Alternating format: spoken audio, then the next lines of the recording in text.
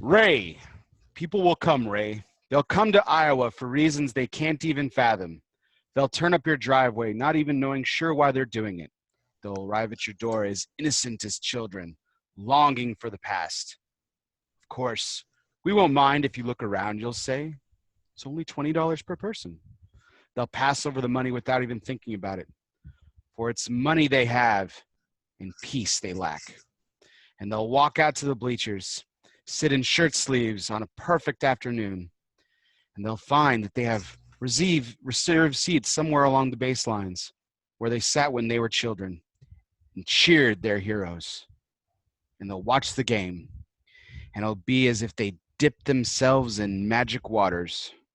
The memories will be so thick, they'll have to brush them away from their faces.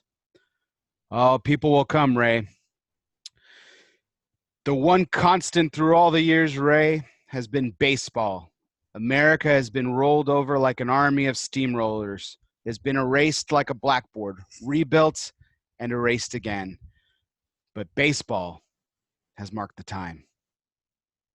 This field, this game, it's a part of our past, Ray. It reminds us of all that once was good and could be again. Oh, people will come, Ray. People will most definitely come. Good evening and welcome to El Oso Fumar Takes. This is our 88th take, live from Euless, Texas. I'm your host, Bear Duplessis, as always, and I'm so proud, so pleased, so honored, and so excited for this take. I'm just absolutely elated. We'll get to that interesting intro here in just a second. If you guys haven't paid attention to any of the promos, we've got a great show for you tonight. But in order, we definitely need to thank you for our sponsors who are responsible for this show. And our first sponsor, of course, is Drew Estate.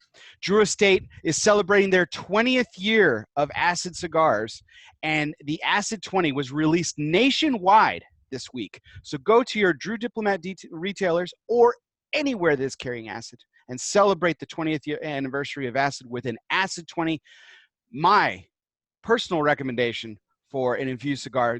Infused cigars, not typically my thing, but the Acid 20 is a cigar that you absolutely need to try. They did not pay me to say that. That is my personal recommend. I am not reading on script right now. Go try an Acid 20 and celebrate the 20th anniversary of Acid Cigars. And if you guys are checking us out on Facebook Live, we really appreciate it, or on YouTube. But if you are listening to wherever podcasts you listen to, whether that's Apple Podcasts, Google Play, Spotify, Podbean, TuneIn, doesn't matter. Wherever you listen to podcasts, you're listening to us exclusively because of Cornelius and Anthony Premium Cigars. So definitely appreciate everyone and appreciate our sponsors for this evening. We have a special take. We just mentioned the 20th anniversary of Acid. Well, there's also another anniversary that's happening this year. And it was without my pleasure and without further ado that I introduced our guest for this evening. In his third return to El Oso Fumar Takes, I would like to extend a wonderful and heartfelt thank you and welcome to our guest of honor, Mr. Miguel Schoedel of Crown Heads. Miguel, how you doing tonight? I'm doing wonderful. I'm down here in South Florida, safe from the hurricane right now. Pleasure to be on your show as always, Bear. Two things I love in life is baseball and cigars. So able to discuss both tonight is going to be right up my alley, and I thank you for having me on your show, brother. Man, I really, really appreciate you coming on. I approached you with this concept, and we're going to get into it right away because I had like we had an interesting intro there, but a little bit different than what my show normally opens up. It's usually just me screaming at the screen, but I approached you with this concept a few weeks back, and I said, I thought about doing kind of a panel like we've done on the baseball show for Cigar Coop Primetime Special Edition and stuff. And I said, but you were the first person I thought of, and I said that, I meant it. But the more and more I thought about it, I wanted it to just be you. I wanted to bring you back as a guest to talk about this evening, have a little fun, smoke a little cigars, and talk a little Crowned Heads. But the main reason we're coming together tonight is another anniversary. Like I said, I mentioned an anniversary earlier, but it's the 30th anniversary of the release of Field of Dreams. We'll get into favorite baseball movies later on here, but this movie definitely has a very special place in my heart. I know it has a very special place in yours as well. But we're gonna talk a little bit about Field of Dreams tonight and smoke a little good cigar and everything.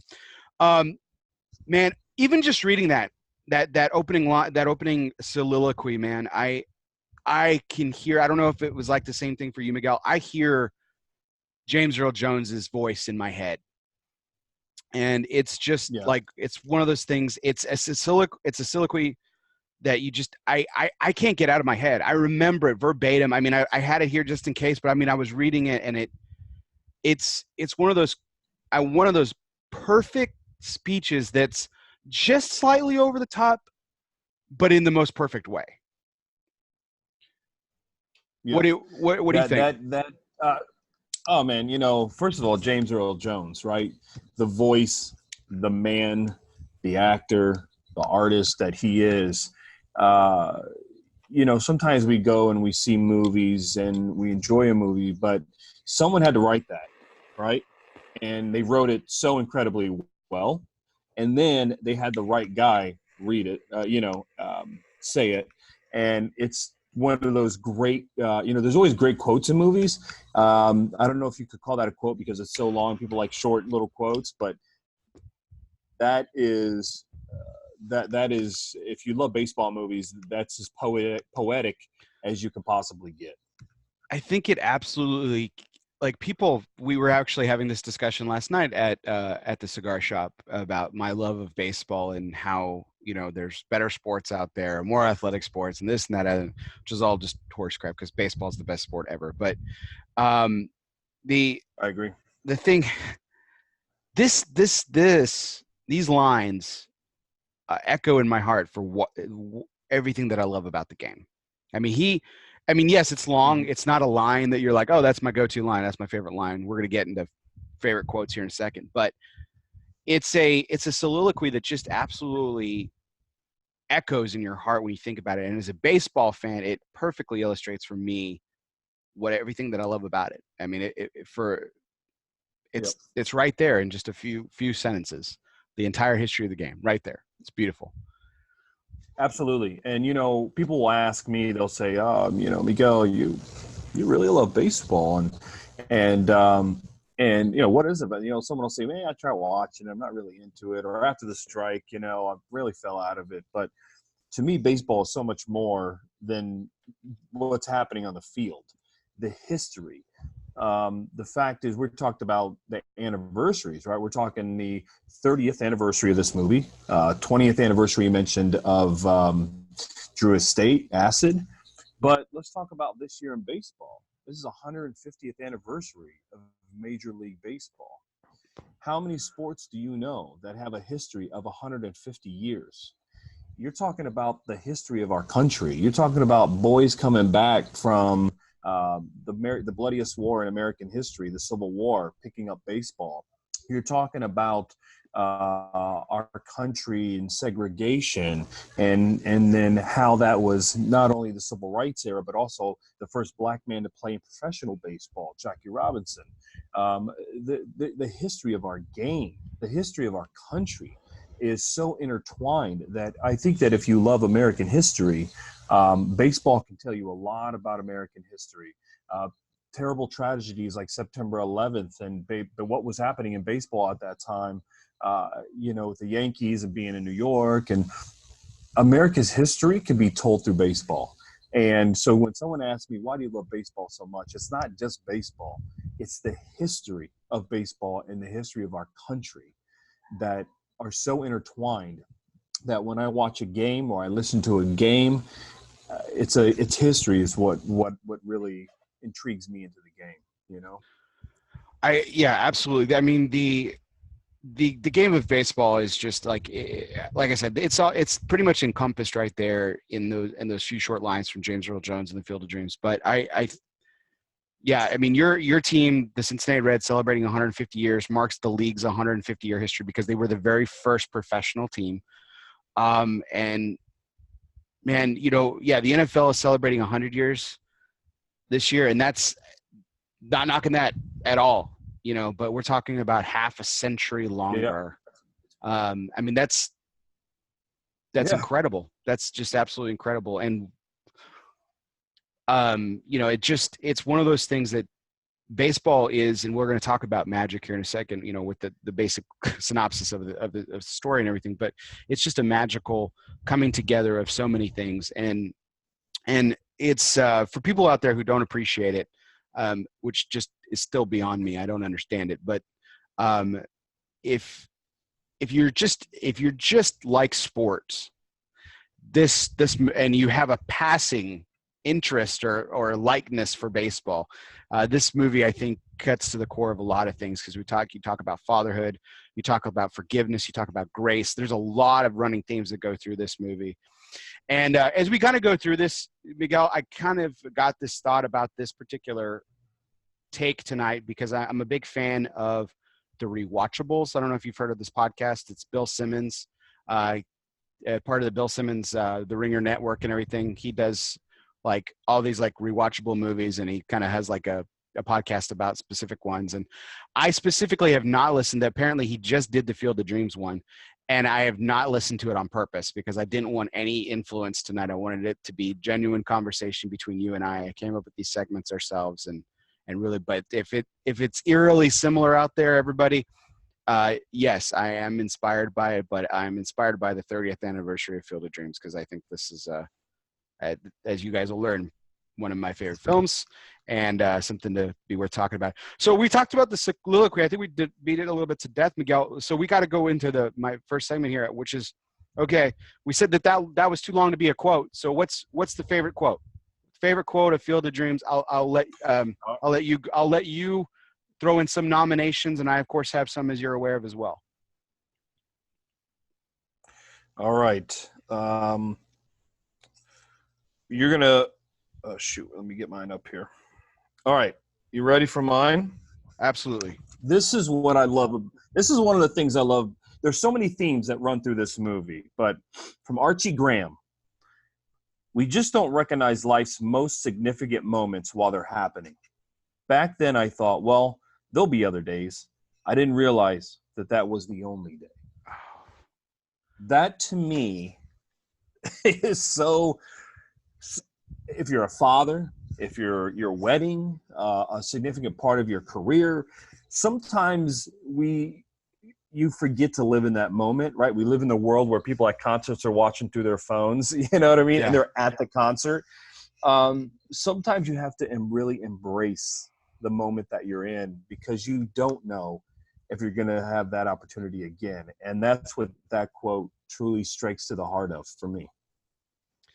I couldn't agree more, man. I love that line. And we're going to talk about Moonlight Graham here a little bit, Archibald Graham, but I just think that line, that's fitting for you to pick it, because we're both fathers and we both recognize things about time. And that's a really good fitting quote. Did you have any others? Any other nominations? I have a couple obvious ones, obviously, and people are like, go ahead, well, why? Go ahead. So the obvious one is if you build it, he will come, right? I mean, it's on the poster. It's within 5 minutes of the movie starting. Actually, I think also people quote that sometimes and don't even know what movie it came from. Right, exactly. It's ingrained itself in our society.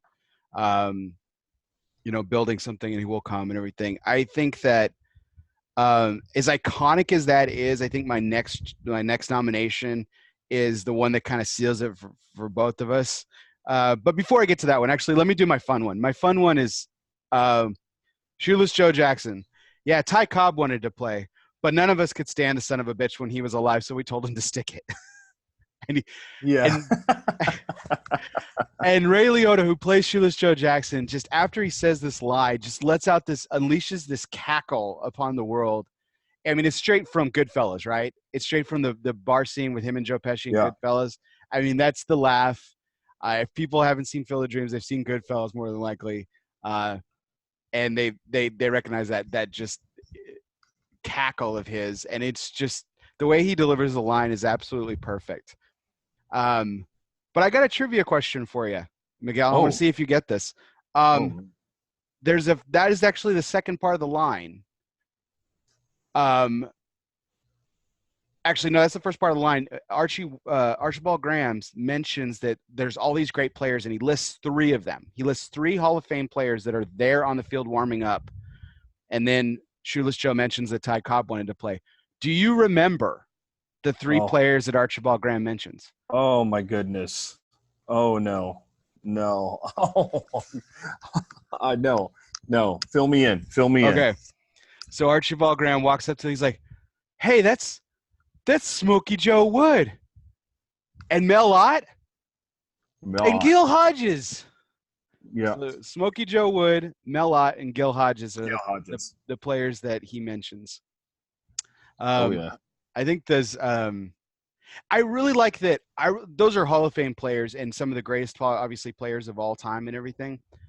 I really like that when they chose to make the film that they did not choose Babe Ruth. Yep. You know, Ted Williams. Ted Williams was still alive. Okay. Live, yeah. Yeah. So no, it would have been people like it would have been like Ty Cobb. It would have been Babe Ruth. Honus Wagner. Honus Wagner would have been a good one too. But those are the big names. And I like to someone like Mel Ott, some of these guys that if you're a baseball fan, you're going to know their names, but if you're not a baseball, even if you're a passive baseball fan, Babe Ruth, but you may not know, those guys. I think it was central and I think it was intentional that they didn't, and this isn't me knocking them, even though, I'm the Red Sox fan. I think it was intentional that they did not select a Yankee. Mm-hmm. Like they didn't say Lou Gehrig, who actually would have been a really solid pick. Yeah, absolutely. Well loved. A guy who had to leave the game not on his own terms. Mm-hmm. Terrific disease that now bears his name. So, and you talk about quotes. I mean, his speech that he gave in Yankee Stadium. Yeah. You know what I mean? Absolutely. Yeah. Absolutely. I think that the luckiest man. Yeah. Yeah, I get the echo in there because it doesn't work without the echo. Yeah, you gotta have the echo. Yeah. So but I think. Well, I don't want to put words in your mouth, so I'm going to say it, and then we want to choose our favorite quote. So the Shoeless Joe Jackson asks, "Is this heaven?"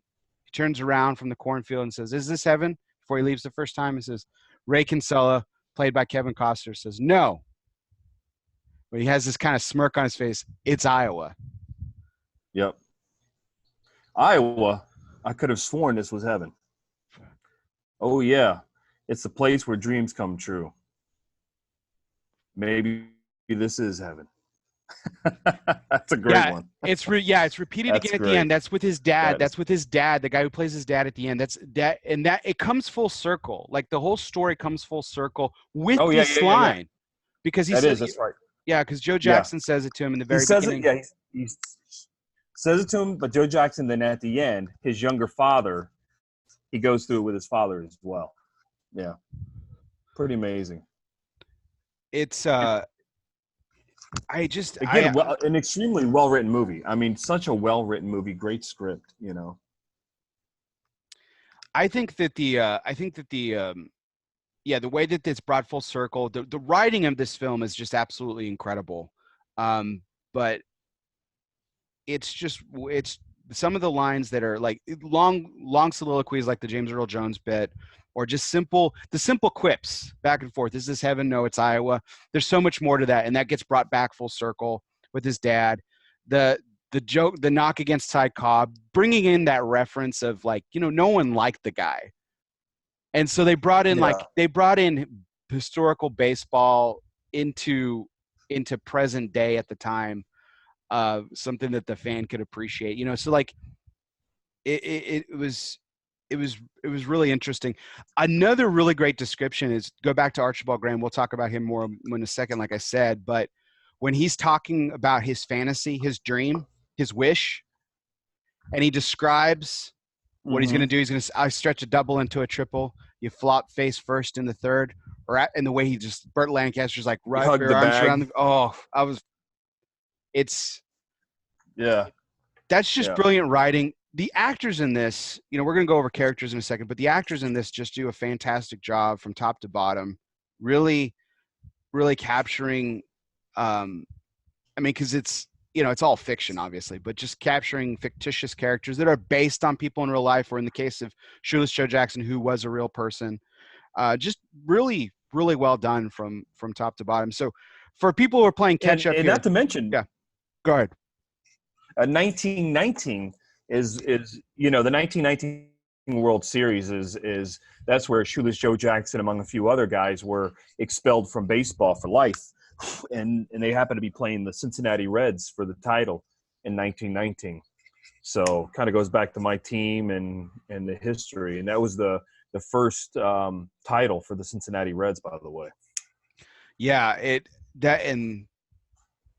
so okay, so I got a question for you, Miguel. So as a Reds fan, Mm-hmm. It's a bit tainted. Yeah, how do you feel about it? Like does it piss you off? Like does it how do you feel about the fact that your first title was won on a, Well, I'm not trying to parse well, the world, but was won on a sham, Yeah. Well, it's interesting. I've read several books about the topic. Okay, and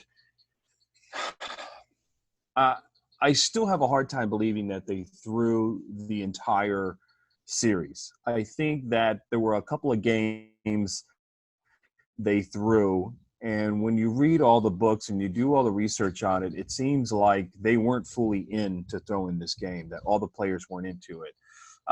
Does it 1919, when we talk about the World Series of 1919, people even forget that the Reds won that championship, or the Reds were even part of that. It's all about the White Sox, aka the Black Sox. And so I think because it's happened so long ago, when people talk about the 1919 Cincinnati Reds, they were an underdog team. They were not expected to win that World Series. The White Sox were so powerful. But then again, 1990, we won a World Series, and we were vastly the underdogs against the Oakland A's and the Bash Brothers. So I don't look at it like that. I look at it as one of those historic moments that really affected baseball on such a terrible level that it echoes to today, and about gambling and those things on baseball. But I think when you look back on it, when people always love to approach me and say, what do you think about Pete? Should Pete be in the Hall of Fame? And I always say yes, but Shoeless Joe Jackson should be there as well. Because everyone talks about Pete, because Pete has happened obviously in our lifetime. But before Pete, there was a guy named Shoeless Joe Jackson who had an incredible career, was one of the best players, and was not 100% implemented into this whole thing, but definitely should be in the Hall of Fame. Yeah, if you look back at the record and everything, a couple other players of note that have Hall of Fame cases on that team are Buck Weaver and Eddie Seacott, which was the ace of the staff, a knuckleball. Eddie Seacott, yeah. Mm-hmm. And but it is absolutely true that Eddie Seacott threw two of his games. Yep. Two of the games he pitched, because this was a World Series that was not 7 games. This was actually best of 9. This was a World Series that was best of 9. So best of 9 games. Yeah, and the pitchers actually, they didn't pitch like they do today on 5 days of rest. They pitched on 2 or 3 days of rest, and there was actually only 3 pitchers in the White Sox rotation. It was Eddie, lefty or Claude Williams, I think. Yeah, that's the other guy. And then so they actually had 2 pitchers, which actually isn't shown in this film, because they have Eddie on the mound, Eddie Seacott on the mound, and then they've got other players. In fact, and they also have someone who's catching, and Ray Schock, who is a Hall of Famer, was a catcher on that team. And Ray Schock actually was absolutely like one of the renowned for his competitiveness, which is why they never approached him about throwing the series, because he just hated to lose. And so that was the thing. He was one of the guys, but as is quoted in saying an 8 men out, but they just knew that he wouldn't go for it. And so he's actually in the Hall of Fame. So is Eddie Collins, the second baseman, who played for a couple of teams in his career. He's also in the Hall of Fame. So is the manager, Kid Gleason, right? Kid Gleason. So there were Hall of Famers on that team, which is kind of interesting. But for people playing catch up, so I think we're in agreement. So is this heaven? No, it's Iowa. Best line of the film. Oh, absolutely. Yeah, absolutely. That's what we're saying. So on Twitter tonight, I tweeted that I was going to be on your show, and that was the quote I put on the on my tweet, man. Nice. So for people who are playing catch up and just wanted to know, like, hey, what are these guys talking about? We're talking about the 30th anniversary of Field of Dreams. It's just amazing baseball film, and we've kind of gone over a little bit here. But just for people who have never seen it, go out and watch it. And spoiler alert, we spoil a few things on here, so just keep that in mind. But it's been out for 30 years. So well, look, we get a pass. If they haven't seen it, 30 years. Yeah, exactly. I'm not feeling bad about this at all. When Iowa farmer Ray, played by Kevin Costner, hears a mysterious voice one night in his cornfield asking him, "If you build it, he will come."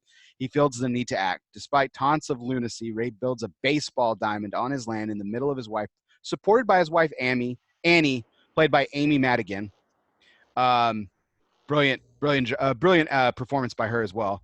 Afterward, the ghosts of great players start emerging from the crops to play ball, led by shoeless Joe Jackson, played by Ray Liotta.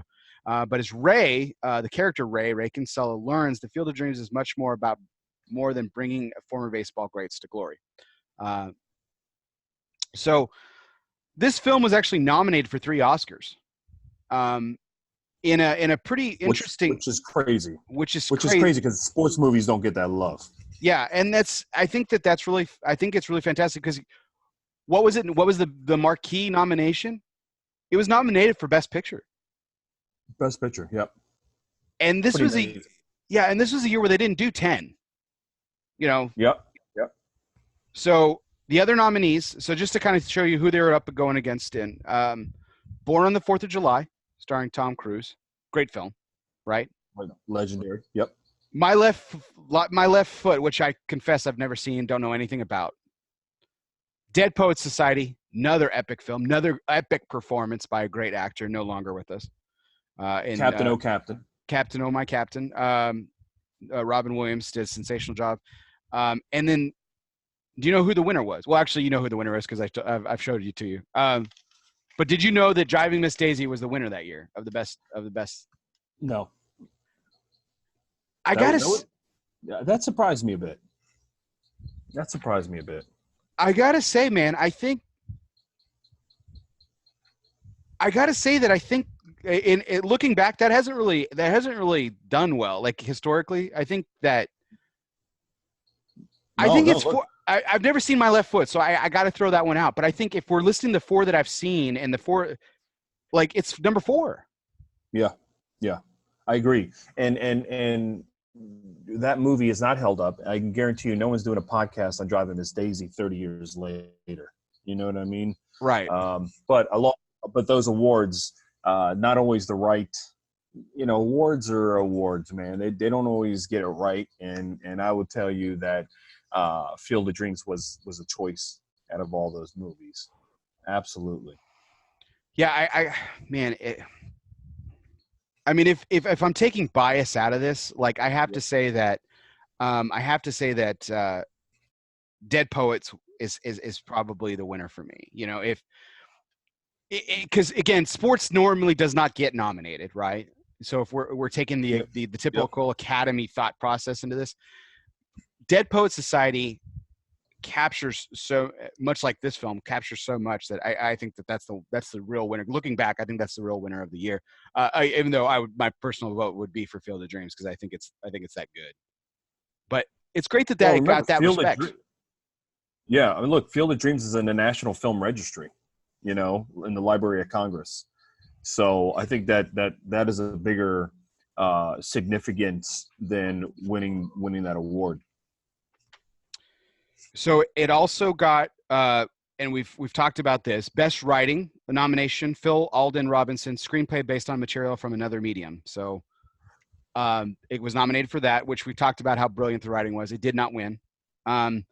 Best music, though.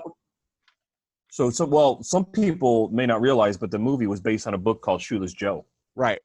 Yeah. So if you want to read the book, it's not called Field of Dreams. If you want to read the book the movie was based on, it's actually called Shoeless Joe. Yeah, and that's W.P. Kinsella. So the author named the main character after himself. Just changed the name. So it's the father's name is John. Kevin Costner plays Ray Kinsella. His father's character's name is John Kinsella. But W.P. Kinsella is the author of the book. Great book. Yep. And they did a masterful job putting it on screen. Philip Alden Robinson did an amazing job writing from the book. And then James Horner for best music, original score. It is a travesty that didn't win. I agree. I mean, I don't know. I don't want to list the other nominations because I don't have them for one, but two, like, it's like, the music of this film may not be iconic in the sense like, John Williams scores like Star Wars or Jurassic Park or things like that.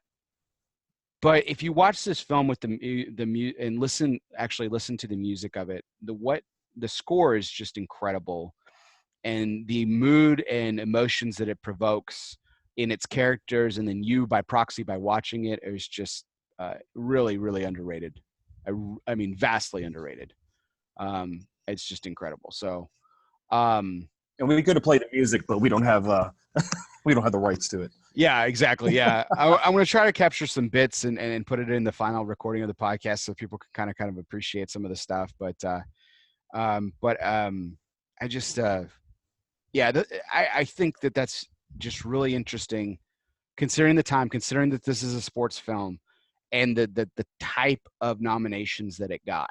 It wasn't until years later that, what was it? The Moneyball actually got some notoriety from the Academy, but rarely do you see sports films getting any kind of love from the Academy in the way that this was. Best picture, best writing, best music, original score. That's really, really awesome.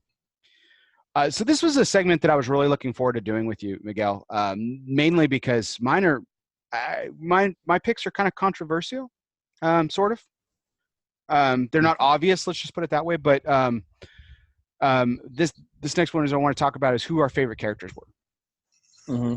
And so here are my nominations. My two favorite characters are Terrence Mann, played by James Earl Jones, the iconic soliloquy that we opened up the show with, and Archibald Moonlight Graham, the older version, actually just the character himself. So played by Burt Lancaster, and oh crap, I totally set myself up for failure there. I will look this up, but he's played twice. There's a younger version of him in the film, and then a older version played by Burt Lancaster, which of course just awesome performance by Burt Lancaster. Well, let's start with. He's my favorite quote in the movie, and he's probably my favorite character. He's my favorite character, and my favorite quote is Moonlight Graham. Frank Whaley. Frank Whaley plays Archie Graham, the young Archie Graham. And then, I cannot. I don't know him. Yeah, he played the young version of him. Yeah, I don't know anything about him. He's had some interesting roles along the way. I was reading this the other day. He's got a couple of nice credits to his IMDb. I'm gonna see if I can pull him up here, but he's one of those guys that is kind of really didn't do much after this film. He was in Pulp Fiction. He was in The Doors. He was in Broken Arrow. He was the nerdy guy at the Pentagon in Broken Arrow, if you're a Broken Arrow fan, with John Travolta and Christian Slater. So, but did not see that. Yeah, you've never seen Broken Arrow? No, never. Classic 90s action film, man. But but yeah, just those two characters are my favorite, man. Terrence Mann's character Terrence Mann is a recovering what's it called civil rights leader, and I say recovering because he's pretty much thrown himself into a seclusion, Mm-hmm. but he was the way the book writes and the way the movie portrays it, he was basically the equivalent or just underneath guys like Malcolm X and Martin Luther King. His quote is saying that he was the East Coast uh, definition of involved when it came to the civil rights movement. Um, and he said that basically he gets asked why he's not involved anymore, and he says that well, they killed off Bobby, and referring to Bobby Kennedy, and Martin, referring to Dr. Martin Luther King, and they elected Tricky Dick twice, President Nixon. So he's like, yeah, I'm done. Like he's exhausted. His character is exhausted. But the reason that I love the scene of them when they're at the ballpark. You know what I mean? He's like, we can go whenever you're ready. I'm ready. All right, let's go. Let's go. Which they're only in the third inning. If you look at Ray's scorecard from that scene, they're only in the third inning. But just before that, when they're about to take their seats, Ray asks him, "So what do you want?" After he's kind of told him a little bit about why he's kind of in seclusion, and James Earl Jones goes into this. Terrence Mann goes into this rant about how he's like, "I'm done. I'm tired of blah blah blah. I just want my privacy." Kevin Costner kind of looks dumbfounded at him. He's like, "No, what do you want?" And the camera pans over to the fact that they're at a concession stand. So he's offering him something. Yeah. He's like, dog and a beer. And then Ray Kincaid's character gets the same thing. If you catch the price on this is going to make you hurt. Last time you've been to a ballpark, you probably had a dog and a beer. What it cost you? $15? 20? 20. I was at the Blue Jays, and I got a veggie dog, and I got a Coke, and it was close to $19. Yeah. US. Yeah. Dog and a beer in 1989 at Fenway Park, mind you. Two of them. So 2 beers, 2 dogs, $7.50. Wow. Yeah. What a different world. Oh, God. That is you can't even $7. I mean, what can you get for $7 at a game now? Yeah. I mean, not even the the little booklets about the games and everything. You can't even get that it's like $10 for that. Yeah, it's $10 for a program now. It's crazy. Mm-hmm. But Terrence Mann is, he is described early on, as Ray is researching him and wondering what the connection is, because he hears the voice again saying ease his pain is the voice coming back after if you build it, he will come. Which is why if you build it, he will not come is not the winning quote, because there's many times that the voice is used and eases pain. And Ray's character is actually at a PTA meeting where they're talking about banning one of Terrence Mann's books, and that's how that comes to pass. And everything. And he finds out all these things about him, but he's done everything. He's hung out with everybody. He's hung out with the Beatles. He's done all this crazy stuff. But the one thing that this guy misses is baseball. And he wished his dream as a kid was playing with Jackie Robinson at Ebbets Field.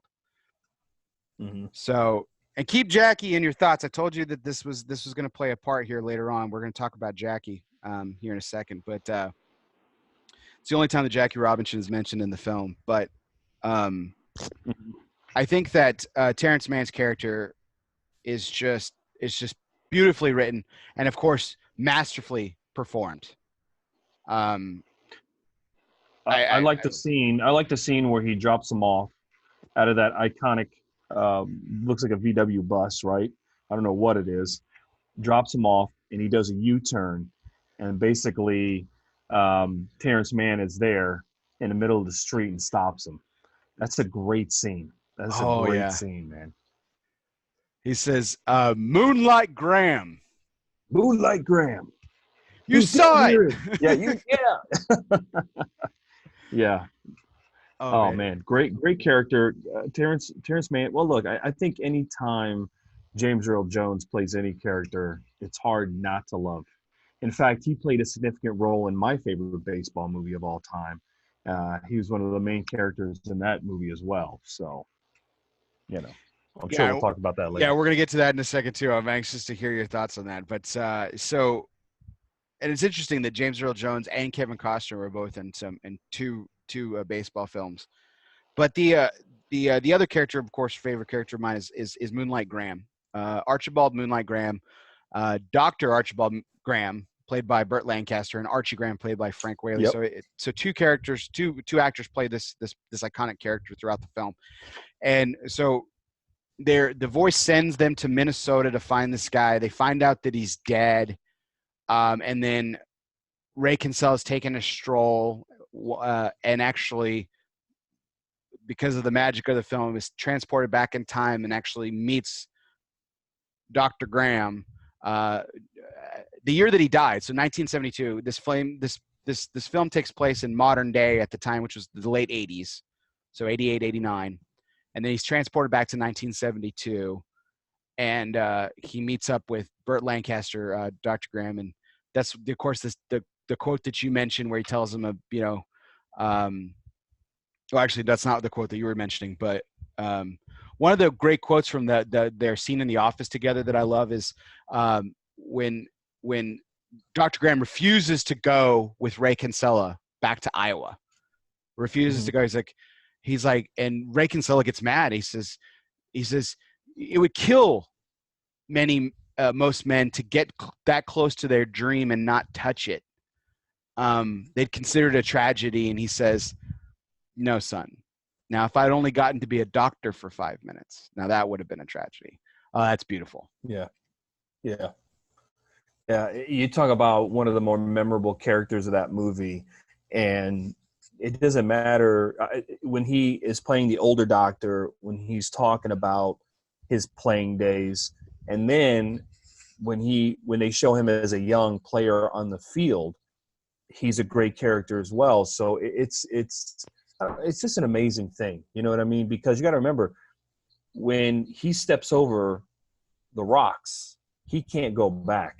Yeah. And he chooses to be the doctor and to save the little girl. Yeah. And to step away from his dream again. And it's just, if you watch the movie, it's a very significant part of the movie. He can't go back and play again. And it was, right. It was pretty amazing. And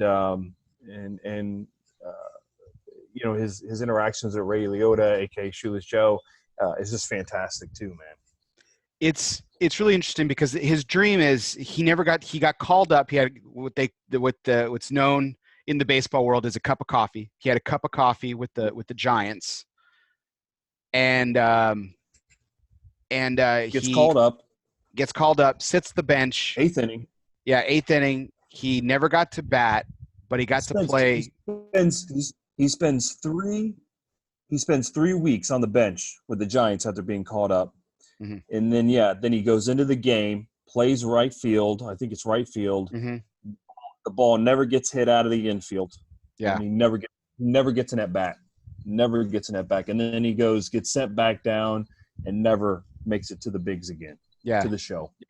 He decided that he wasn't going to do another year in the minors, and he went back to medical school and becomes this leader in his community oh geez, it's in Minnesota, obviously. Oh, how do I not remember this? Oh my God, I can't remember the town. It's not Duluth, Minnesota, is it? No. It's Chisholm, Minnesota. Chisholm. Yeah. There you go. Wow. Yeah. Good memory. Chisholm, Minnesota. And James Earl Jones and Ray Kinsella, they go around town interviewing all these people, and they have these wonderful stories about him. And back in the hotel room, I love it. James Earl Jones is like, no drug use, no alcoholism, no illegitimate children, no midnight abortions. This guy was a saint. He's like, and Ray Kinsella's like, you act like you're disappointed. He's like, no, I just, they're just trying to find the connection of the pieces of why they're there to find this man. And that's before he obviously meets him and everything. So they're traveling back to Iowa. And again, the magic stirs up in the in this world, and they pick up a hitchhiker, a young boy who is, of course, young Archie Graham, looking to play baseball. Mhm. And they bring him back to Iowa. He actually does get to bat against major leaguers, some of the best. He faces off against Eddie Seacott. Great at bat, by the way. It's just awesome. And you know what I love about this film too? Like, Miguel, they do a lot of obvious things, but they don't do the obvious. What does he do? He doesn't get a game-winning hit. He doesn't get a home run. Yep. It's a sac fly that knocks in a run. Yep. And unsung hero. Yeah. Unbelievable. Like, unbelievable. And it was a close play at the plate. You know, the way and the way they could have wrote it was, you know, that he hits one out to the cornfield, you know, triple like, you know, he wanted, you know what I mean? Yeah, exactly. Like turning a double into a triple, and they don't go for the obvious, which again, I think the writing is very brilliant. You know, I think if you're watching a movie, you've never seen it before, you're expecting something huge to happen. You know what I mean? And it's a pop fly, but it's a pop fly for an RBI, you know? Which is still, which they, you know, the analytics today say that RBIs are an overrated statistic, and I still look at RBI numbers. I'm an analytics guy, and I do too. And I still look at RBI. I think it's a underrated statistic. So those are my two favorite characters. I mean, do you what do you you're in? You don't. So not Ray, not Shoeless Joe. You're in with those two. I'm in with those two. I think Terrence Mann. There's just something about the way that James Earl Jones is as an actor that I absolutely love. And my favorite quote comes from Moonlight Graham. So to me, those are absolutely my two favorite characters. I do think Ray, the main character, is it's funny, I don't look at him as such a character as really, he's kind of tying the story together. You know what I mean? Mm-hmm. And so he's never been a character that I looked at and said, that's the guy I think about most when I think about that movie. I don't think of Ray. I think about all the surrounding characters, and he's really the funnel that brings them together. But I do think that Ray Liotta playing Shoeless Joe was great, because at that time, Ray Liotta definitely had that bad boy kind of image, had that very rough kind of, you know, and that's how Shoeless Joe played. He played with reckless abandonment. He was known for being a tough guy on the field. And I thought Ray Liotta playing him, you couldn't have got a better a guy playing Shoeless Joe. Ray's got a great speech. Ray Liotta, Shoeless Joe, has a great speech too. When it's after they've done batting practice, you know, him and Ray, and he's over by the backstop, and he's looking at some of the bats and some of the balls, and he's talking about how sometimes he would wake up in the middle of the night with the smell of ballpark in his nose, the cool of the grass on his feet. Used to love traveling on the trains from town to town, brass spittoons in the lobby, brass beds in the room. Just got an Amber Alert on my phone there. Wow. That imagery too, much like the soliloquy from James Earl Jones that we opened the show with, is also very image driven too. I mean, because, you know, I remember my days of playing, which were not glorious by any stretch, but but I can still smell the ballpark. I can still smell the leather of my glove.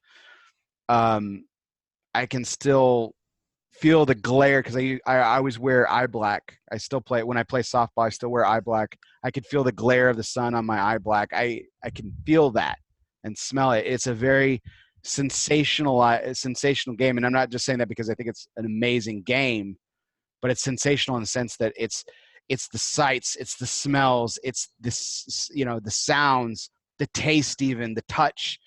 It's a 5 senses game, and it's like we've been saying all night.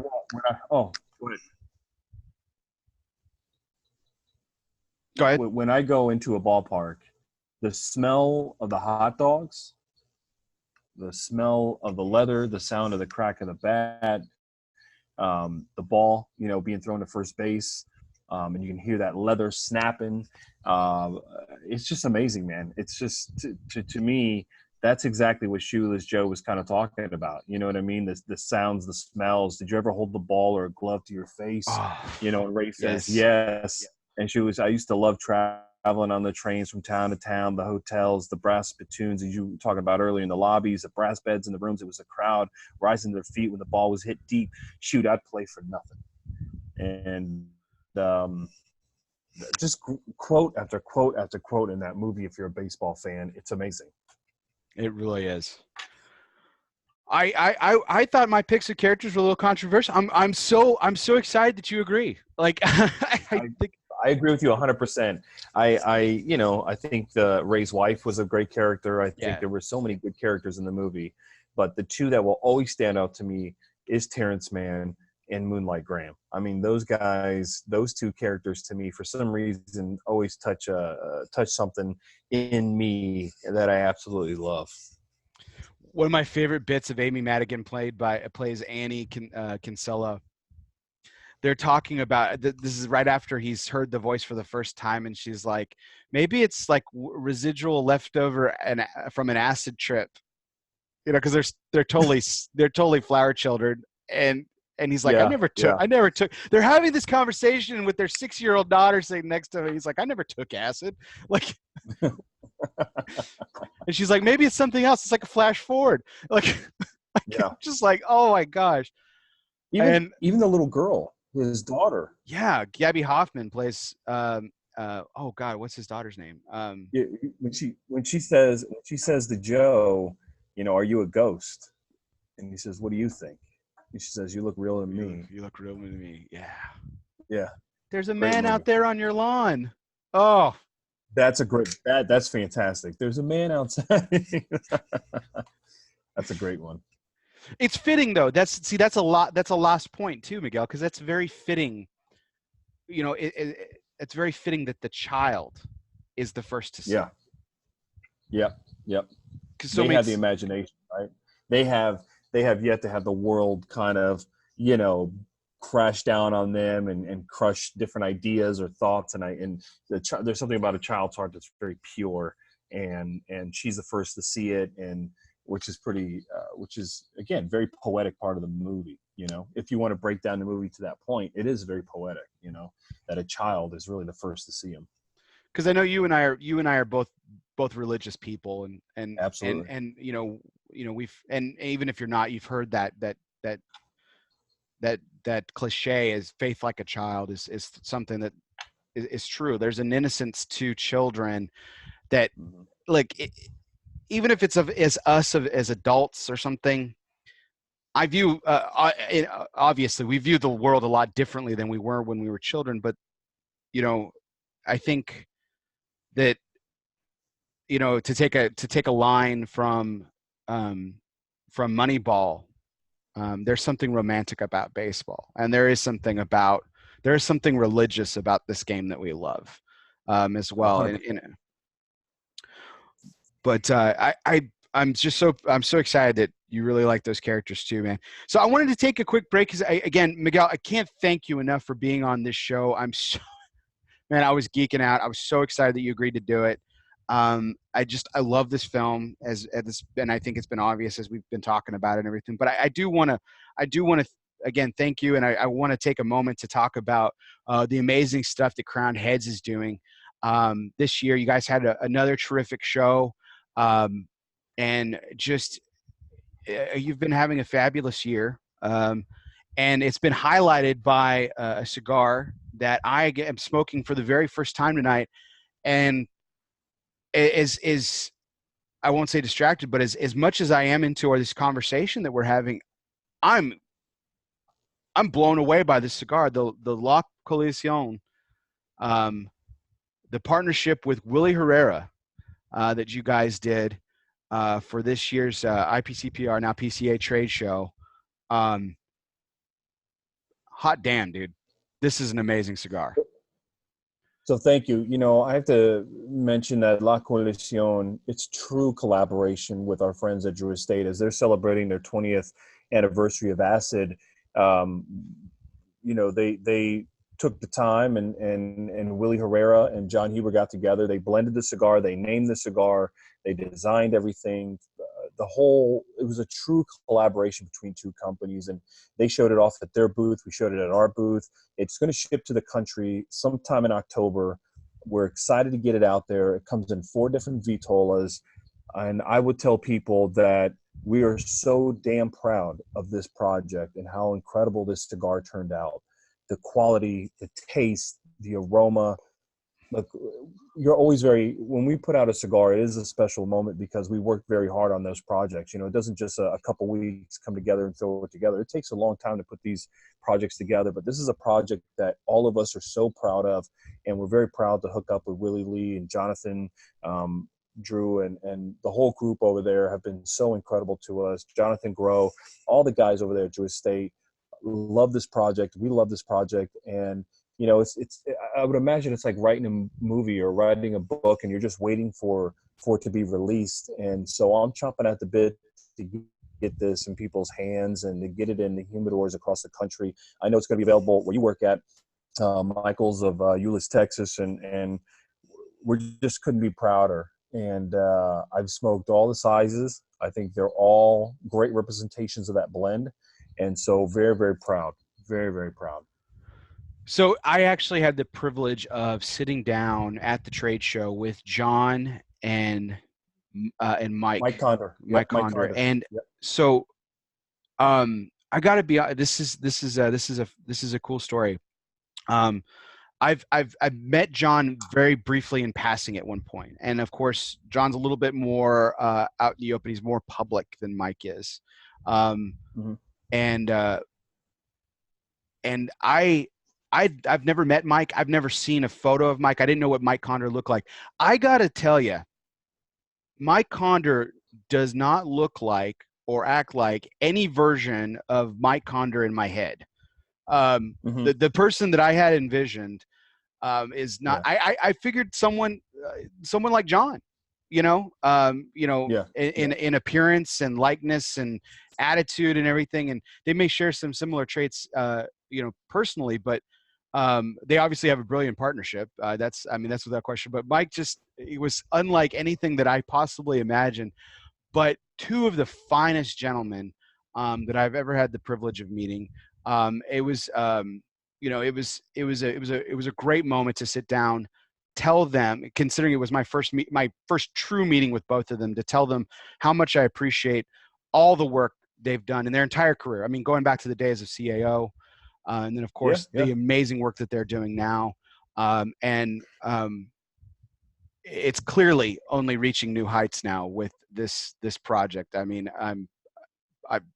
holy crap, Miguel, this is fabulous. Well, I feel very blessed to work with Mike and John. I've known them for many years. Mike has been in the business since like 1980, the premium cigar world. John's been in the business since the early 90s, and they're 2 very different individuals, right? They're kind of yin and yang, and they're very much the yin and yang of Crown Heads. John definitely has the very artistic driven, individual. And then you have Mike, who's very the business minded, who has been in this industry almost as long as I've been alive. And he's seen it all. And when you bring those 2 guys together, as they happen to come together at CAO, and they really hit it off and worked so well together that when CAO was sold and was going to be moved to Richmond, Virginia, Mike and John said, we work together so well. We both have so many similar ideas, and we're so very different. And they created Crown Heads, and I think that's a very unique part of Crown Heads history, is that you have these 2 men that have been in the business for a very long time. And although the company Crown Heads is only maybe about 10 years old, the truth is that the history of these 2 guys go way, way back. And I think together you're looking over 60 plus years of experience in the premium cigar world, and they bring so much to the business. I love working with John. I get to work with John a lot on ideas, and obviously he's creating a lot of projects. So I get to be a part of these things that he's creating. And Mike, I get to work on the business end with Mike and in the sales, and Mike is to me a mentor. He's a guy that I look up to, and I feel very blessed to be with the company. And every time I see on Facebook, Instagram, Twitter, someone lining up a Crown Heads, it truly warms my heart, because I know with these two men, how hard they work and what the industry needs to them, and the passion that it's really special, man. Really special. I think it's almost insulting to say this word, but I'm still going to say it. I think there's an underrated nature when it comes to Crowned Heads and what you guys have brought to this industry. Like, I think when you consider the team, that the overall all-encompassing team that is Crowned Heads, you start at the top with John Huber and Mike, as we just talked about, just 60 plus years of experience in the premium cigar industry, really took Yano Ozgener's brand, who he's an icon in himself, and elevated it, right? And you, of course, were a part of that. And then starting it and bringing this Crowned Heads project, if you will, to fruition, and the success that it's had, bringing you on board, guys like Brian McGee and Wes and all these folks, and then collaborating with Willie Herrera, Jonathan Drew, Ernesto Perez Carrillo Jr., Don Pepin Garcia. Yeah, I mean, come on. Yep. It's truly, I think a lot of times, if we don't own any factories, right? Mm-hmm. So who do you want to team up with, right? Well, you want to team up with Ernie. He's the godfather of boutiques, right? He is a legend in this business. The Garcias, who really came from nothing, when they came over from Cuba and created this incredible brand and factory, and have been this powerhouse in our industry. And Drew Estate, the little company that started out, as a kiosk in the World Trade Center, and turned into a brand and turned into a global brand. And to pair up with those companies, that would be anybody's dream, right? You hope maybe one or two you'll get to work with. And the fact that we've got to work with all three, I think is a testament to the respect we have for them and the respect they have for us to continue to carry on the legacy of this incredible industry that we still love, Absolutely. I just, the more and more I think about it, and again, this isn't just because you're on the show, Miguel, and I have a lot of respect for you. You already know that. But the more and more I think about it, I think it's just one of those brands, and that's just really is underrated. And I don't mean that as, sometimes the underrated comes off as an insult, and that's truly obviously not what I'm trying to convey. Yeah, no, but Bear, let me tell you, I do events all over this country. I'm on a plane twice a week, every week. And there's still, every day I still meet guys who go, I've never heard of Crown Heads. Tell me about Crown Heads. So I think being underrated sometimes is the reason why you get up every day and you want to share the story, you want to share the brand, that there's no time to kind of rest on your laurels, right? It's about getting out there and meeting as many people and sharing the story and sharing the history of what the owners, the founders of Crown Heads has created. And we do come from, the if you will, the school of John Ozgener, and to share our story and where we all came from. Our CFO, Adam Shepard at Crown Heads, was our CFO at CAO.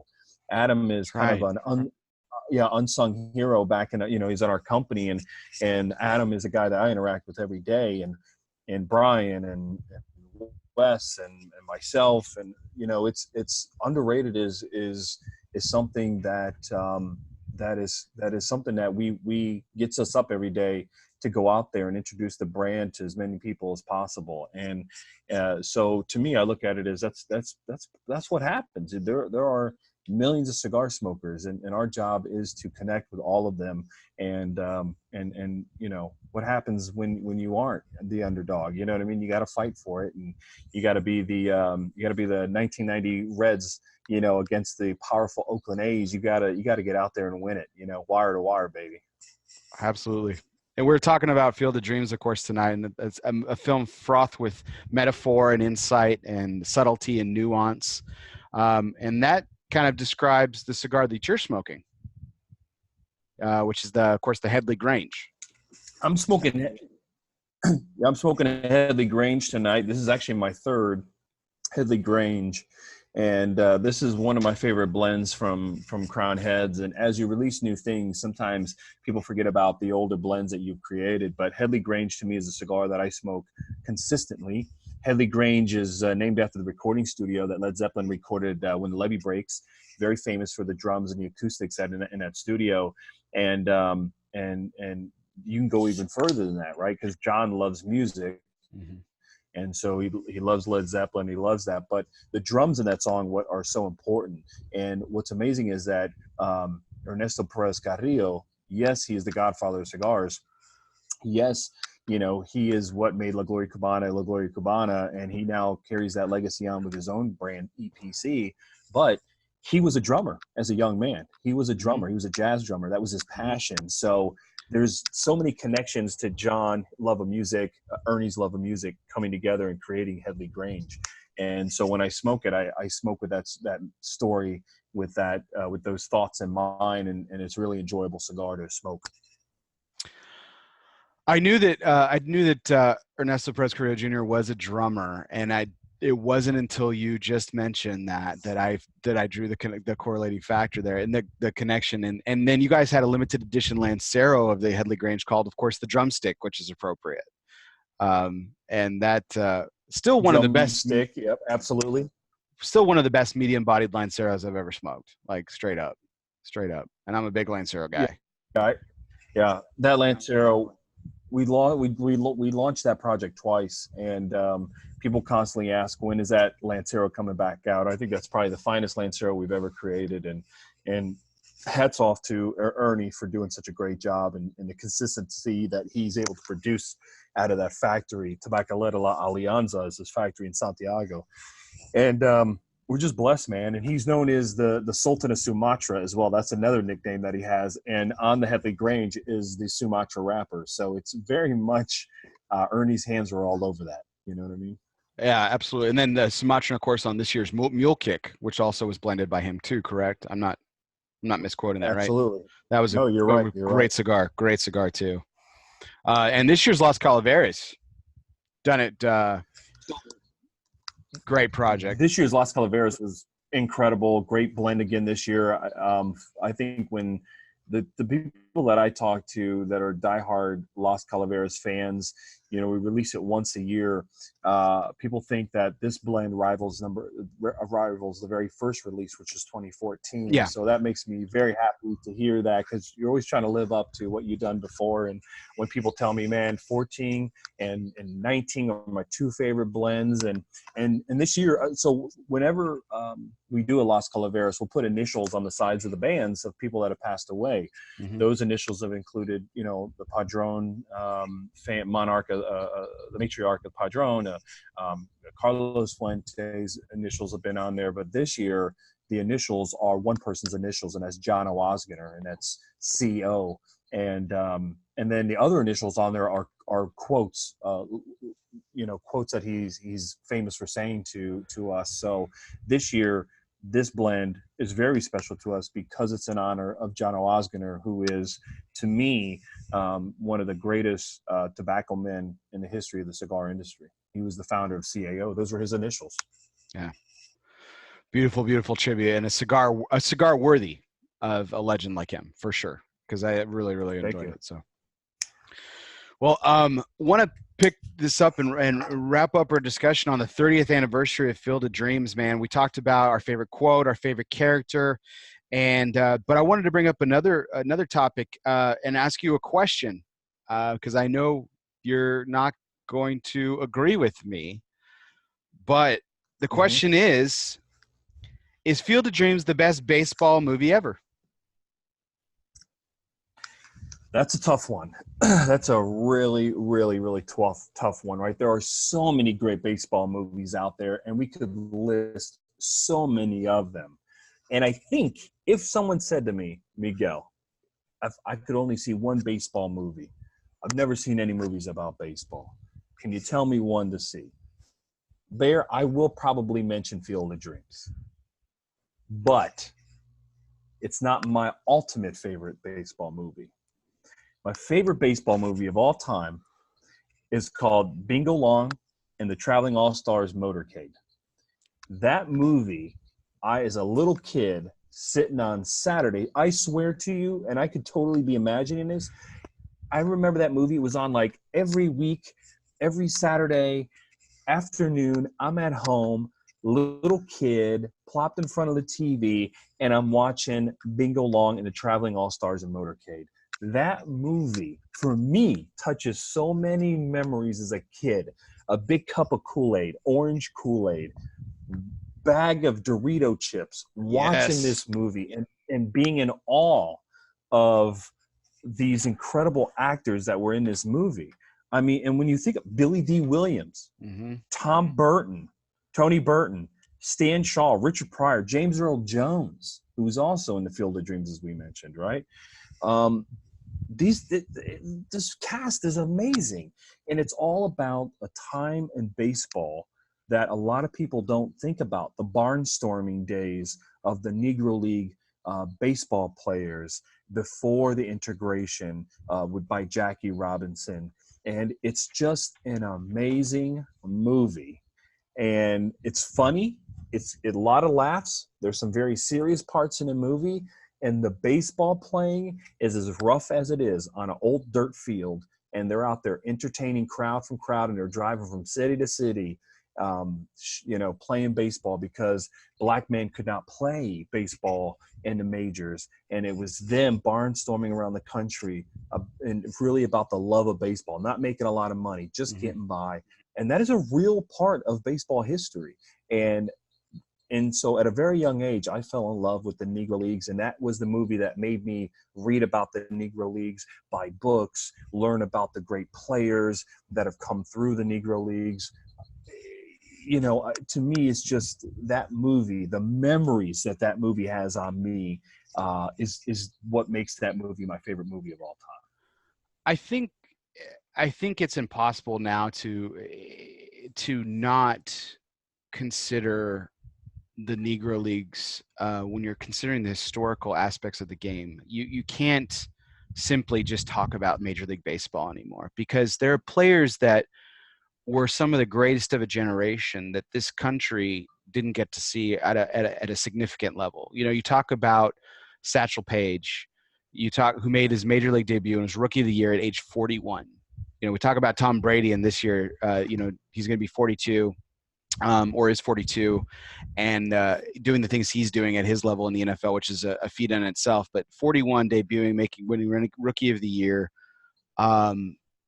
suffering from dead arm, in his early 30s, and coming back from that to where he could pitch, into his 40s, well into his 40s, and do it at the highest level. Josh Gibson, Cool Papa Bell, Buck O'Neil. Papa Bell, but Buck O'Neil. If Buck O'Neil, if you don't know Buck O'Neil, people got to go to YouTube and just look at interviews of Buck O'Neil. Right, full head of white hair, big glasses on, talking about the Negro Leagues. This was a man who spent the latter part of his life sharing those stories, sharing the history, and made it his life's duty to make sure that the players of the Negro League generation were not forgotten. And Buck O'Neil, to me, is the godfather of the memories and keeping everything alive for the Negro Leagues. I have a baseball bat signed by Monty Irvin, who got to play in the majors, who got his start, and I have a ball signed by Buck O'Neil. These are men that are just, to me, giants among men. Yeah. And so that movie plays on that time period. And there's something about it, man. There's just something about that movie that gets to me, that I just absolutely love. And I do think it's a tragedy that Buck O'Neil's not in the Hall of Fame, but he definitely helped get a bunch of guys in the Hall of Fame that were part of the Negro Leagues. And so his legacy is, I think, cemented in that. He will always be remembered, and Kansas City Monarch hat on his head. He will always be remembered for that. I think he'll get in eventually as a contributor because of, like you said, his legacy far exceeded his playing ability and his playing time, because of Yep. what he did and bringing those stories and those players to real life and to common lore. My first exposure to the Negro Leagues was a little bit different. It was actually in literary form. When I was a young boy, I read a very elementary biography of Hank Aaron. And Hank Aaron got his start in the Negro Leagues for a team called the Indianapolis Clowns. Yep. And that was the first time I'd heard of Negro Leagues. And I didn't understand when I was reading. I was like second grade. I'm 7, 8 years old. I didn't really understand it. My father's telling my father, who's also a student of the game, and that's where my love of baseball comes from. And he tells me, he says, son, there was a time when black players weren't allowed to play in the major leagues. And I remember asking him, I said, it didn't understand. I hadn't learned that part of history yet. And I said, I didn't understand. But I was familiar with like the Civil War and stuff. So he really dumbed it down for me very, very much for a 7 and 8 year old mind. And said it was just a terrible, I remember my father telling me it was a terrible time in our country's history that men of that talent just weren't allowed to play. And I remember him telling me a man's name, the first time I had ever heard the man's name. And I said, well, Dad, who was the first black person to play Major League Baseball? And a smile that I can still see as vivid today as your face in front of me, Miguel, kept over my dad's face. And he said, well, son, that would be Jackie Robinson. Yep. And that kind of goes into my answer is yes, I believe this is the greatest. I believe Field of Dreams is the greatest baseball film. I need to revisit your film. I confess I've only seen it once. Did not get the full appreciation of it, but hearing your love for it, knowing my love of the game has grown as well, and my appreciation for that era, I definitely need to revisit it. And I held off on revisiting it till after this podcast because I wanted you to answer. I wanted you to talk about it. I didn't want to really contribute to that because I know that really speaks to your heart. But Jackie Robinson comes into this next segment, which is my biggest nitpick of the film. Now, I originally listed a nomination. One of my biggest nitpicks for the longest time, if you follow the game and if you're a historian of the game, you realize that there's one fact about Shoeless Joe Jackson that's not portrayed accurately in this film. In fact, it bugs the shit out of me. Shoeless Joe Jackson was left-handed. Yes, he was. And Ray Liotta is not. He's not. And he does not even try. In fact, now to Ray's credit, Ray Liotta attempted to bat left-handed. And apparently he was so dreadful during filming, they said, just fuck it. Just stop. They scrapped it, and they're just like, just bat right. It's fine. It's fine. And they made him bat right-handed. And he did a great job. He had a pretty good swing. It didn't look overacted. It was really well done. But apparently he was so poor left-handed. But to his credit, he tried. And so they tried to get it accurately, but they couldn't do it. But that was my biggest nitpick for the longest time. But we've talked about Jackie Robinson a few times during this podcast.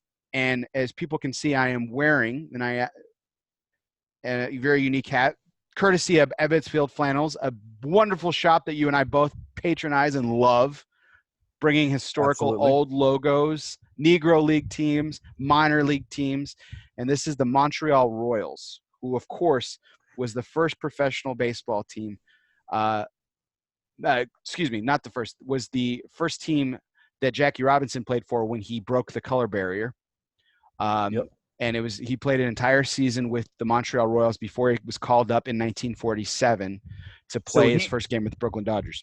He played 1 year with the Kansas City Monarchs, and the Branch Rickey sends out one of his guys, Suki, and basically tells Jackie, "Hey, we're thinking about creating the Brooklyn Black Dodgers." Lies to Jackie.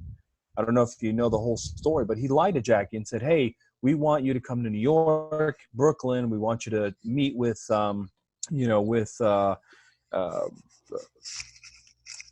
Branch Rickey, and Branch wants to talk to you about you joining his black team." Well, the reality is that he really wanted Jackie to come in and meet because he wanted to get him on the Brooklyn Dodgers. Exactly. And when he finally signs that contract, he sends him to play for the Montreal Royals, which was the minor league team for the Brooklyn Dodgers. And lo and behold, he broke the color barrier there, really. And then when he was called up, broke the color barrier in the majors. And really, we talked about earlier about another great baseball movie, 42, which is a phenomenal movie, which is a great movie. Yeah, great movie. And you really kind of see what he had to go through, and what kind of man you had to be to keep your cool during that terrible, terrible time. And I think our country is better because of Jackie Robinson. And Jackie is definitely a civil rights leader. He was a baseball player, a Hall of Famer, Rookie of the Year, the very first Rookie of the Year, by the way, and just a giant among baseball players and civil rights leaders. We mentioned a lot of Negro League stars a moment ago, Miguel, and it's worth noting that while Jackie and his greatness cannot be matched in certain aspects, one of the things that can be matched and actually surpasses the fact that Jackie Robinson was not the very best player that the Negro Leagues had to offer. He was not the best player. You could argue that it was Satchel Paige or Josh Gibson, Cool Papa Bell, any number of other ones. Larry Doby, a lot of people consider the guy who broke the American League color barrier with the Cleveland Indians. Larry Doby was actually with Indians. With Cleveland Indians was a superior player. You could there are arguments there as well, but Jackie's contribution to the game is without equal. In that regard.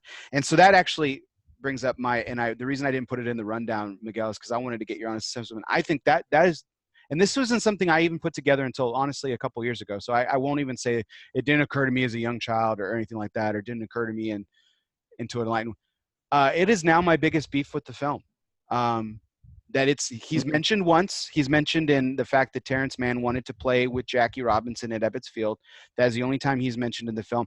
It bugs the crap out of me that he, because he had passed away at this point. This is modern day times, 88, 89. He had passed away. Yep. Diabetes.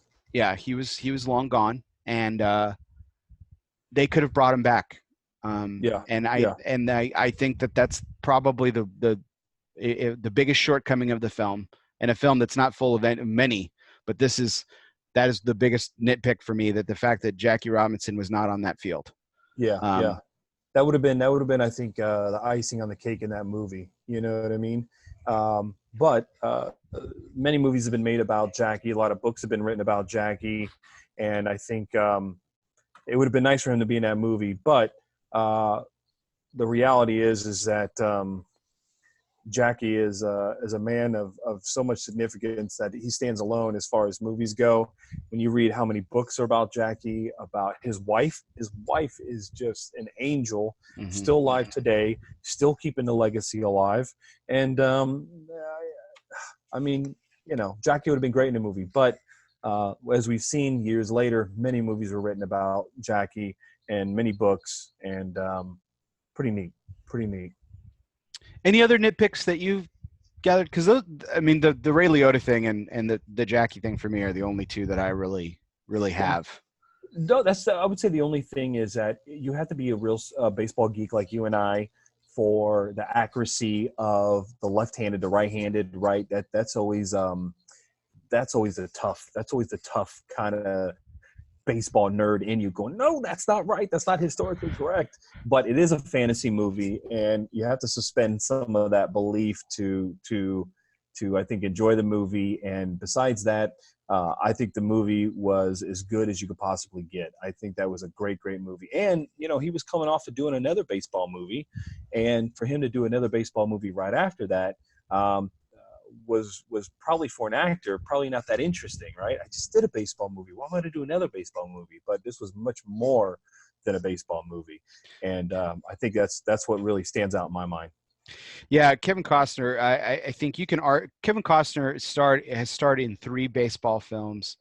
You know, of course, Bull Durham, Field of Dreams, and then For Love of the Game, where he plays aging pitcher Billy Chappell for the Detroit Tigers. which I find interesting. What the interesting tidbit about that, and I love Hollywood for this. So, in the late '80s, in minor league A ball at the time, the Durham Bulls were an A ball at the time. Now they're a AAA affiliate. But here's an aging star in Kevin Costner's Crash Davis, who's aging, a veteran, past his prime, etc. Then a little over a decade later, he plays a player in a similar boat, but now he plays another part of the battery, which is as a pitcher. And so you got to love Hollywood and the ageless wonder that Kevin Costner is. But here's a question I'll put to you, Miguel. Is Kevin Costner the greatest sports actor of all time? Yes, hands down. Right? Hands down. I absolutely. And as I said, for an actor to play the same kind of baseball and to do it Bull Durham and then to do Field of Dreams and then later For the Love of the Game, it's one of those things where you have to do it right. You have to bring a passion to it, and I think he will go down definitely amongst baseball fans as an actor who he loved the game of baseball. He was a fan of baseball. And he used to call it hardball because he said when he was a kid, they didn't say, let's go play baseball. He said, let's go play some hardball. And he was just he was a fan of the game. He was a student of the game. And I don't think anybody else could have played those roles better than him. And he'll go down as probably the best actor in sports movies of all time. Because just to give you an idea, this is he plays Ray Kinsella in Field of Dreams. He plays Crash Davis in Bull Durham. Yep. He plays Billy Chapel in For Love of the Game. He plays Roy McAvoy in Tin Cup. So I'm not going to get into this about golf being a sport. I'm not going to get into that. But then he also plays Sonny Weaver Jr. as the general manager for the Cleveland Browns in Draft Day, 2014 film. Yep. And listen, I'm not a big football fan, but Draft Day was fantastic. Really entertaining. Fantastic. Real entertaining. Unrealistic as hell, but man, was it entertaining. Kevin Costner is the greatest sports actor of all time. Hands down. Hands down. Not even I'd love to have someone debate me on that. I would love to hear an argument. I can't even think of anybody. Yeah, no, because he's it. So it comes to our final segment of the night, Miguel. And again, I can't thank you enough for joining me tonight on tonight's journey. This was just incredible. I loved every moment of it. But you can't have a discussion. We've talked about favorite character. We've talked about favorite quotes. But what is, and I think you had already mentioned it, but what's your favorite scene? What is your favorite scene from the film? We've mentioned a lot of good ones tonight, but I think playing catch with his dad was really incredible because, and it's such a great scene because he has the catcher's mask on, right? And he doesn't know who's behind the plate there. And when he removes it and the wife's like, who's that? Or what? That's my dad, And then when the dad comes over, at first he doesn't even acknowledge that that's his father, and he introduces or that raised his son. They don't acknowledge each other in that fashion. Yeah. And then to play catch with his dad. I mean, that there's so many memories there. And I think if you grew up in the 70s or the 80s, playing catch with your dad was a big part of baseball, and a big part of falling in love with the game. And that I think that scene speaks to more fans of baseball than if you're just watching a movie from an outsider who's just watching the movie. That scene probably brings back more memories and probably more tears in people's eyes than anything else. I still cry every time. I still tear up every time. I can't do it, man. Everyone says like, oh, Brian's song is the Rudy, other sports films that just make you cry every time. That scene, every time I tear up. I get chills every time I watch the film several times throughout the film. But that scene still brings tears to my eyes. So to put it in proper context and frame it correctly, he recants the story about Terrence Mann in the car when they're traveling to Iowa about how he refused when he was growing up. Playing baseball got to be like a chore. Got to be like taking out the trash. He hated it, and he came back to it obviously later in his life. And it was built by the foundation of his father, who absolutely loved the game, but was by all accounts just a dad who did the best he could. He lost his mom when he was young, but did Yeah. the best he could. But apparently he just wasn't a good father, just had some Yeah. Yeah. shortcomings, had some flaws. And he Hmm. said that, he wished he could take it back because he refused. He flat out refused it. He's like, can you believe it? A 12-year-old kid in America refusing to play catch with his dad. Yeah. And it comes full circle later on with the scene that we're talking about. And that's what I'm talking about. It's nostalgia, yes, but grace, Hmm.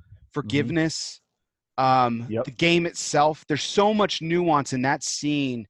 And the way he says it, like you said, they don't acknowledge each other in that father-son capacity at first. They shake hands. He introduces him. One of the things he said in the car, he says, he never met my wife. He never met his granddaughter. And he gets to Yep. do both. Yep. And he says, and he pauses, says, this is John. Yeah. And what's really neat is that he, you talk about do-overs, right? And so he gets a do-over with his dad, right? And then Moonlight gets a do-over. Right. He gets that back. So there's all these things that we live in life that, people say, oh, I live without regrets. But the truth is we all have regrets in life, right? And I think the movie is so good about what if you had an opportunity to fix something in your past? My father passed away of cancer about 13 years ago, and good relationship, but after he passed there were so many more things I wish I could have said, I could have done, and so you always have these do-overs in your mind. I wish I had the do-over, I wish I had the opportunity to do this again, and that's what really kind of pulls on the heartstrings. And what's great about this movie is that you get to do over again, and you get to fix some of the wrongs in the past, and so many of us would love to do that. It is this is a film that tugs on my heartstrings more and more with each passing year and passing time that I see it, because and as you mentioned, you've lost your father, and in a way, and I've been open about this, in a way I'm dealing with that with my father now, who's suffering from early onset dementia. Mm. um Sorry to and hear there that. and there's certain memories of his that are still just as vivid as ever, but more and more that I think about my time with my father, and specifically around this game, there are so many things the lessons that he taught me when I was playing baseball, again, not to any amount of any glory or anything, but the times he taught me while watching it, the times he taught me while playing it, those were lessons that I've carried on in my life that have nothing to do with baseball. Yep. Yep. And there's something magical about this game. There's something romantic about this game that goes beyond the field, goes beyond the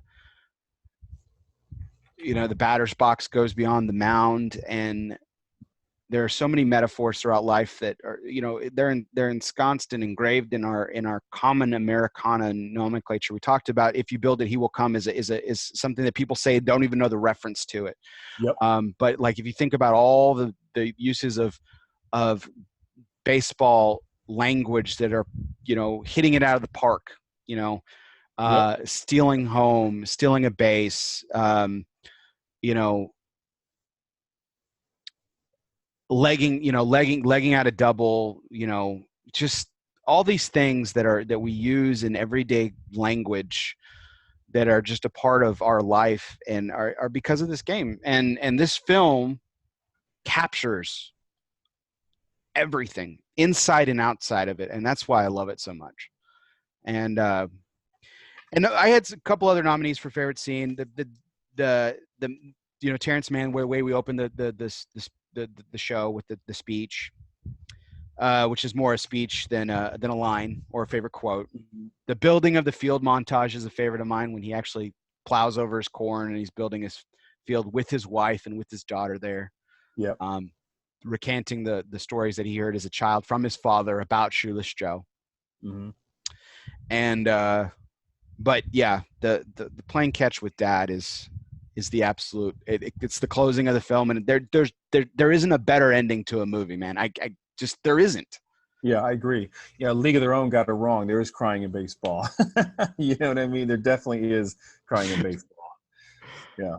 Great line, great film too. But yeah, there absolutely is, man, because it's a perfect way to end the film, and it's a perfect way to end this podcast.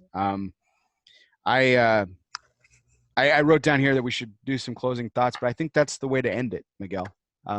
Playing catch with Dad, and unfortunately, you don't have the opportunity to do that anymore. And as time goes by, I'm losing time with mine to have the opportunity. But I encourage every boy or girl who's still a boy or girl in their heart that's listening to this podcast or watching us right now,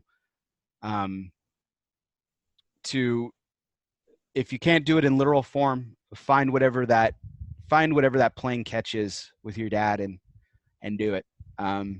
Because time is something that is limited to all of us. And in some cases it's premature. In some cases we get to live a really long life, but in either case, life is finite. Yeah, absolutely. So is time. And playing catch with my son and having fun with that is definitely a fun part. And I tell people, look, just go to a Play It Again Sports or somewhere, pick up 2 cheap ball gloves, pick up some balls, and just get out there and toss. It's a great way to connect with your daughter, with your son. I love it. Absolutely. Bear, thank you so much for having me on your show. I absolutely love it, and I hope everyone gets out there and watches the movies again that we spoke about and does some research on their own and enjoy a good cigar. And on behalf of Crowned Heads, man, we thank you so much and appreciate all that you do for the industry, my friend. Thank you very much, Miguel. It's very, very humbling words coming from you. I really appreciate all my guests. This is your 3rd time on this show, and I can't thank you enough for setting some time aside to not really talk too much about cigars. But you guys are doing some amazing things at Crowned Heads. Check out your local retailer and get some of Crowned Heads' latest projects, some of their old projects like the Headley Grange that we talked about, J.D. Howard Reserve, the original 4 kicks that started it all for you guys. Some great cigars in your portfolio that are just absolutely, for the everyday smoker to the most ardent collector of great stuff. There's something for everybody, fitting the palate of everybody in your line. So definitely check Crowned Heads, and support the brand. Not just because my good friend Miguel represents them so well, but they are makers of incredible cigars. So check them out. And thank you for checking us out tonight. We had a fantastic time, a lot of fun talking about my favorite film of all time, my favorite sports film of all time, my favorite baseball movie of all time, Field of Dreams, celebrating its 30th anniversary this year. And I can't thank you enough for joining us tonight as we had a little bit of path down nostalgia way. And I bid everyone a good evening. Tune in next week for the 89th take. This was our 88th take of LO Fumar Takes. We're coming up on 100, man. It's coming. It's coming, and it'll be fantastic. I really appreciate all your likes, shares, comments. Be sure to download, subscribe, leave a review, all that good stuff wherever you listen to podcasts, or check out our YouTube channel. But check out our Facebook page for upcoming guests. And as always, I appreciate all of you out there. For everyone out there, always, I am Bear Duplessis. This is LO Fumar Takes, and you know it. We'll see you next time.